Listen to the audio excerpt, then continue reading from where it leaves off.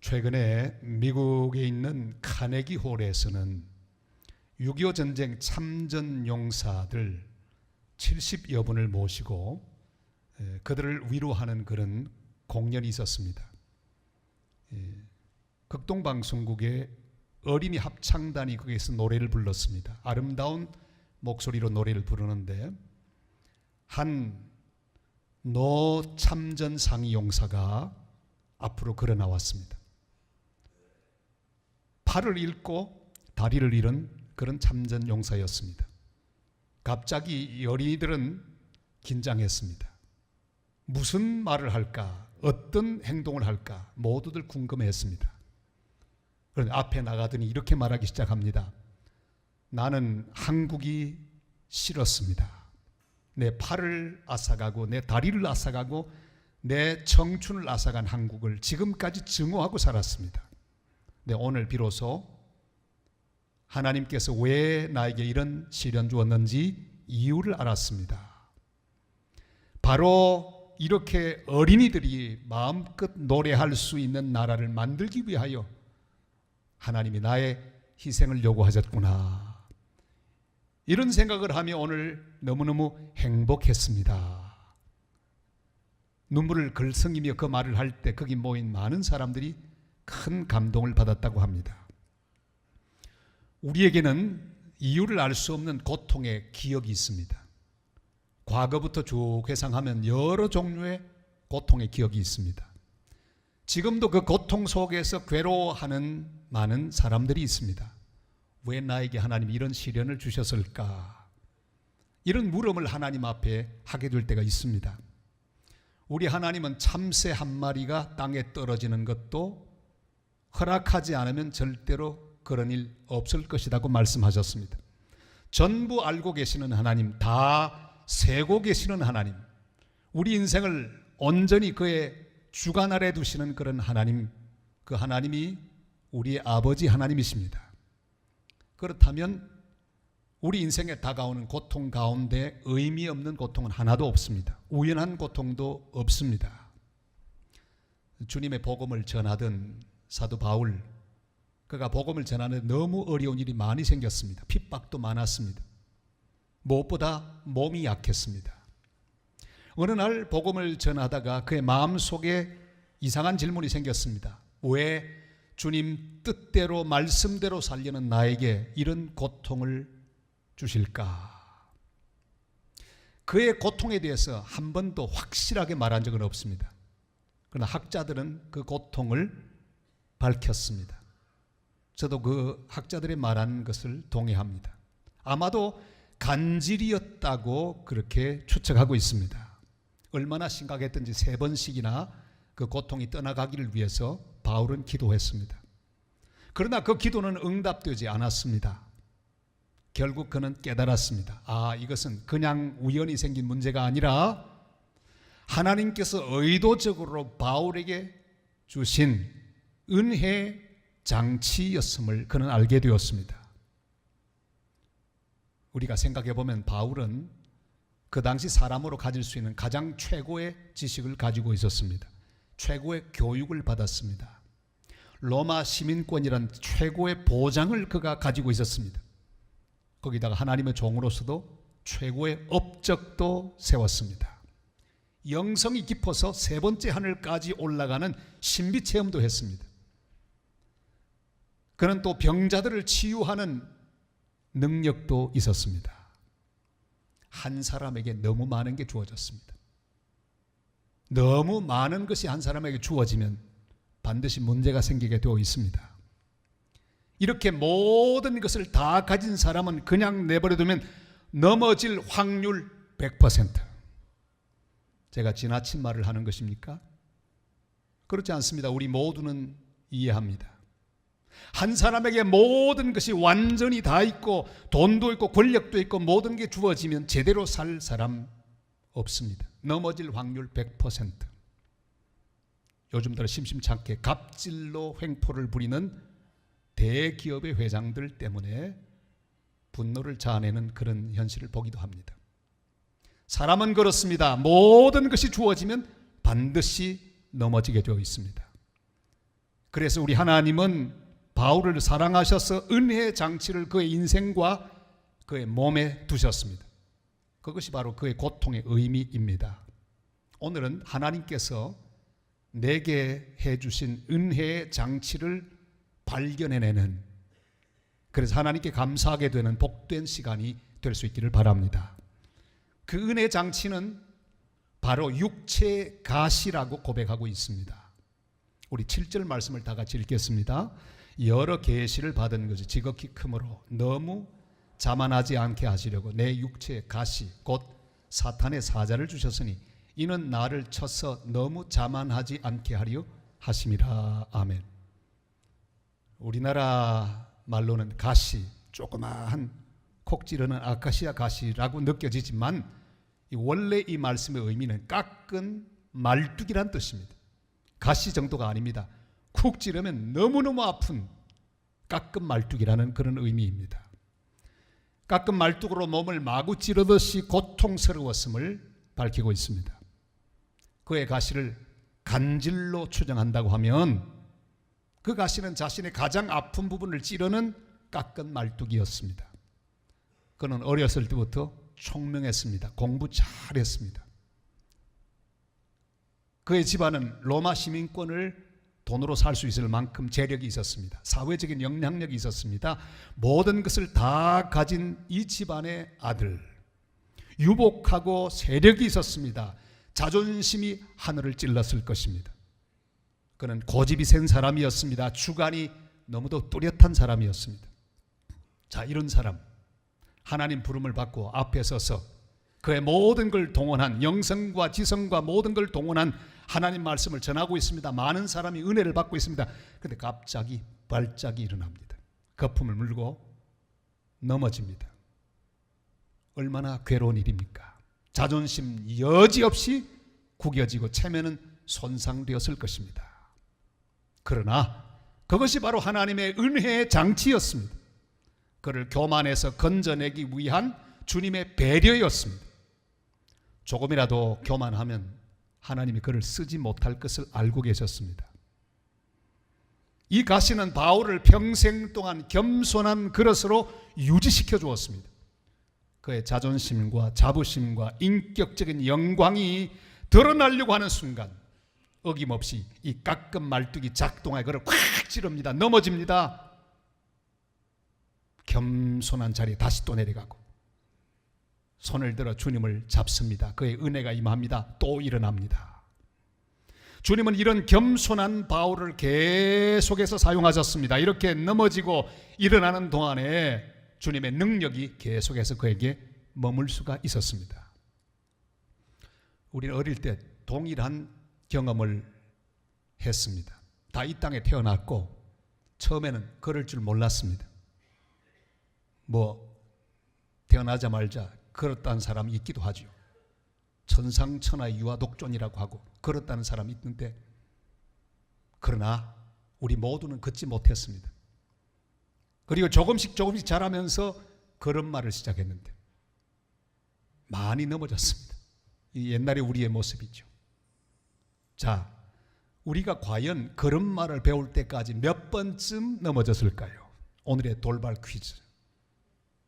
누가 그걸 셌어요? 모두 3,000번 정도를 넘어졌어요. 여러분, 우리는 보통 사람들이 아닙니다. 3,000번 넘어지면서 기어이 또 일어나서 걷는 걸 배운 사람이 바로 우리들입니다. 사랑하는 여러분, 아기는 그렇게 걷는 법을 배웁니다. 우리의 믿음도 마찬가지입니다. 넘어질 때마다 우리는 우리의 연약함을 기억해야 합니다. 그리고 주님의 손을 잡고 다시 일어나야 합니다. 우리 인생의 깎은 말뚝들이 우리를 찌를 때마다 가장 낮은 자리에 우리 자신을 놓아야 합니다.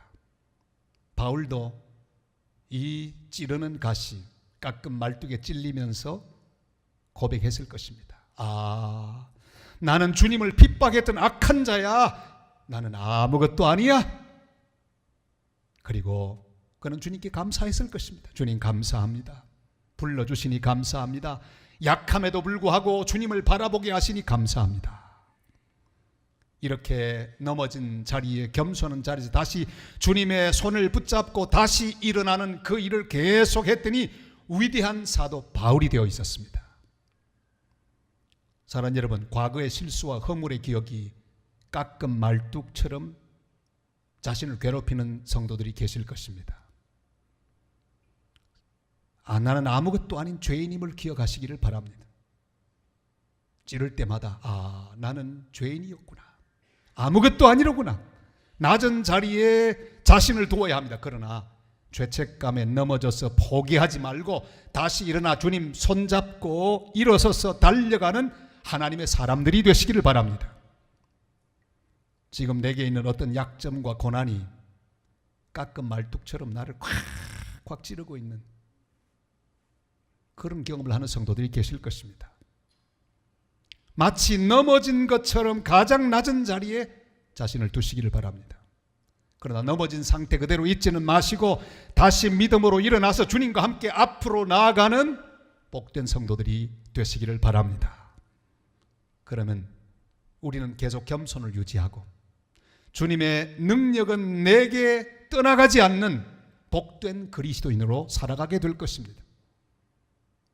날마다 이 가시로 인하여 주님 앞에 겸손히, 그리고 주님의 은혜와 능력이 내게 머물게 되므로 이 장치 때문에 우리 하나님 앞에 바로 서고 영광을 돌리는 복된 성도들 다 되시기를 주님의 이름으로 축원합니다. 우리 인생의 가시는 하나님 우리를 겸손하게 하고 하나님의 능력이 계속해서 우리에게 머물게 하기 위한 은혜 장치입니다. 자, 그런데 이 장치를 어떻게 하면 작동시킬 수 있을까요? 하나님은 장치를 해주셨는데, 장치를 해주셨다고 그냥 작동하는 건 아닙니다. 오늘 말씀하고 있습니다. 이 약점과 고통을 기뻐하고 자랑하라, 그렇게 말씀하고 계십니다. 우리 9절 말씀을 다 같이 읽겠습니다. 나에게 이르시기를 내 은혜가 내게 족하도다. 이는 내 능력이 약한 데서 온전하여짐이라 하신지라. 그러므로 도리어 크게 기뻐함으로 나의 여러 약한 것들에 대하여 자랑하리니 이는 그리스도의 능력이 내게 머물게 하려 함이라. 아멘. 우리 인생의 약점과 고통 때문에 불평하고 원망하면 어떻게 될까요? 그것은 그냥 고통으로 남습니다. 그것이 트라우마가 됩니다.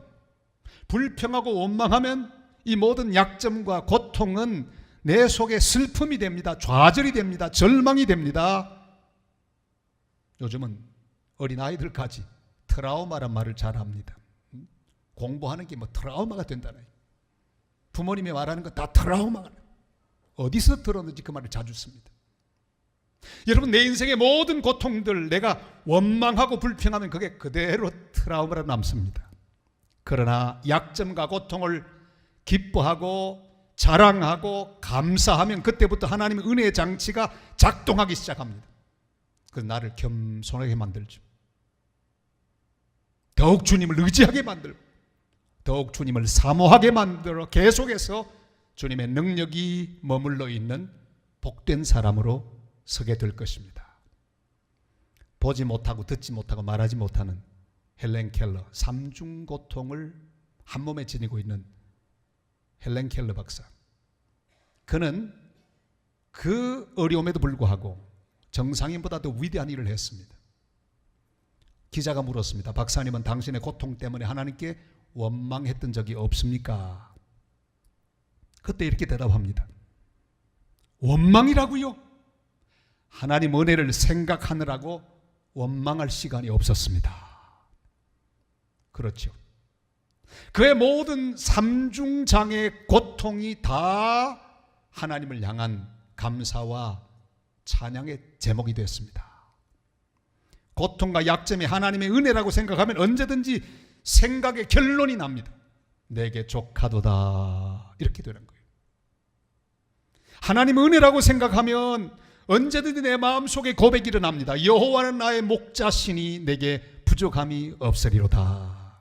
그러나 반대로 우리의 생각이, 야, 이것도 부족하고 저것도 부족하구나, 왜 이렇게 부족할까, 이런 생각이 든다는 것은 여호와 하나님이 지금 그 순간에 나의 목자가 되지 못하고 있다는 증거입니다. 여호와가 나의 목자가 되면 고백은 간단해요. 내게 부족함이 없으리로다. 내 눈이 내게 부족한 것에 가 있다면 지금 목자는 하나님이 아니라 돈입니다. 사람입니다. 환경입니다. 조건입니다. 그러나 내게 부족함이 없으리로다. 여호와 하나님을 바라보고 있으면 은혜를 깨닫게 되고 이 은혜의 장치들이 작동하여 나로 하여금 겸손하게 만들고 주님께 가까이 가게 만들고 다시 힘을 내어 주님의 일을 하게 하는 거룩한 사람으로 만들어 주실 것입니다.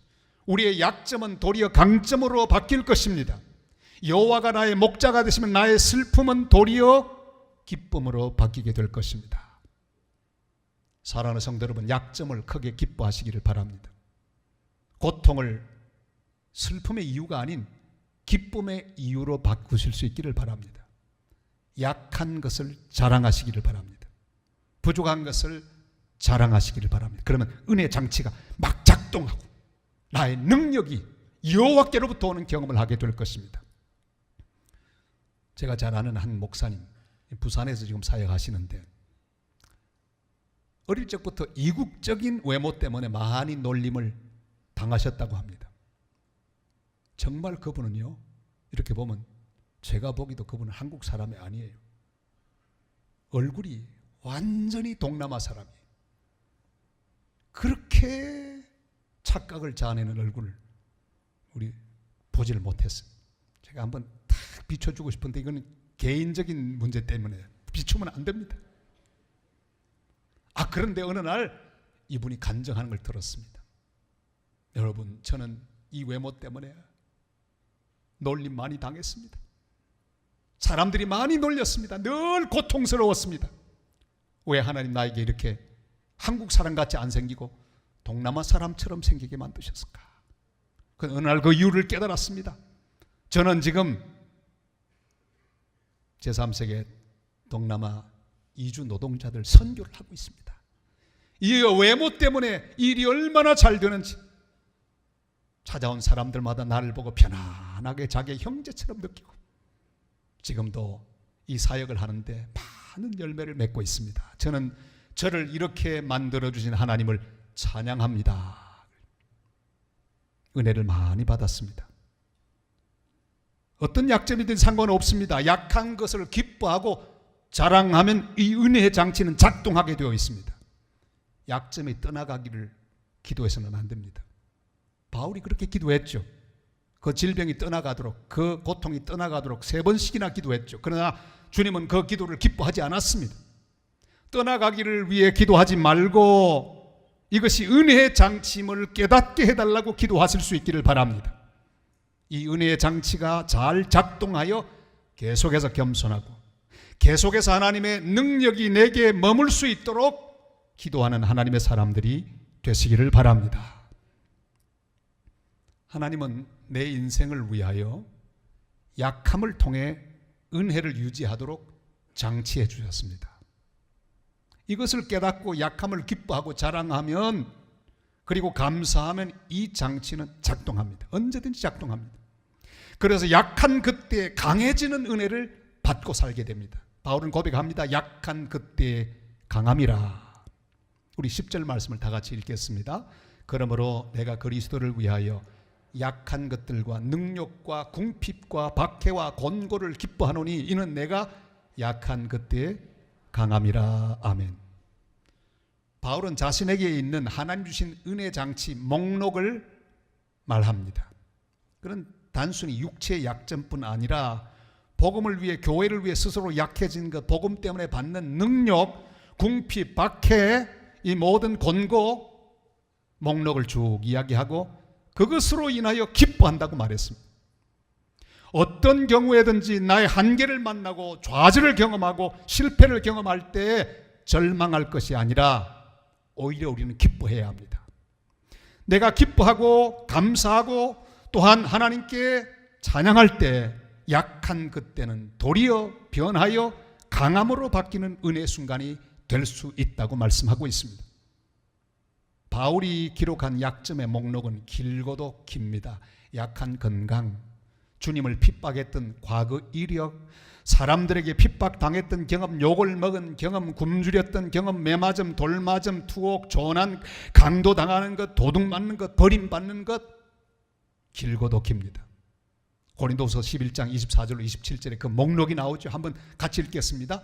유대인들에게 40에서 하나 감한 매를 5번 맞았으며 3번 대장으로 맞고 1번 돌로 맞고 3번 파선하고 일주야를 깊은 바다에서 지냈으며 여러 번 여행하면서 강의 위험과 강도의 위험과 동족의 위험과 이방인의 위험과 신의 위험과 광야의 위험과 바다의 위험과 거짓 형제 중의 위험을 당하고 또 수고하며 애쓰고 여러 번 자지 못하고 줄이며 목마르고 여러 번 굶고 춥고 헐벗었노라. 길고도 깁니다. 물론 이것으로 다 하지 않았겠죠. 대표적인 것만 이야기하는데도 한참 숨가쁘게 이 모든 목록을 읽을 수 있습니다. 여러분, 우리 각자의 약점 목록은 무엇입니까? 제가 오늘 여러분에게 종이를 나눠드린다면 아마 한 장 이상은 다 쓰실 거예요. 쭉 쓰다 보면 약점 목록에 어떤 사람은 2장, 석 장, 아마 넉 장 정도로 기록할 수 있는 분들도 계실 거예요. 여러분, 그러나 오늘 꼭 기억할 게 있습니다. 내 약점 목록이 길면 길수록 하나님의 은혜의 장치는 더 완벽하다는 사실을 기억하시길 바랍니다. 우리 집 대문들도요, 자물통 하나만 달랑 있는 것보다는 자물통에다가 그 다음에 번호키에다가 요즘 나오는 거 이 지문 인식키까지 다 복잡하게 붙어 있으면 훨씬 안전하잖아요. 여러분, 하나님이 우리 인생에 주시는 은혜 장치 복잡할수록 더 좋습니다. 그 목록이 길면 길수록 더 안전합니다. 고난 목록, 약점 목록이 복잡할수록 하나님의 은혜 장치는 더욱 완전하게 우리의 삶을 보호하여 주실 것입니다. 이 은혜 장치를 벗으려 하지 마시기를 바랍니다. 주님 앞에 설 때까지 은혜 안에 머무시기를 바랍니다.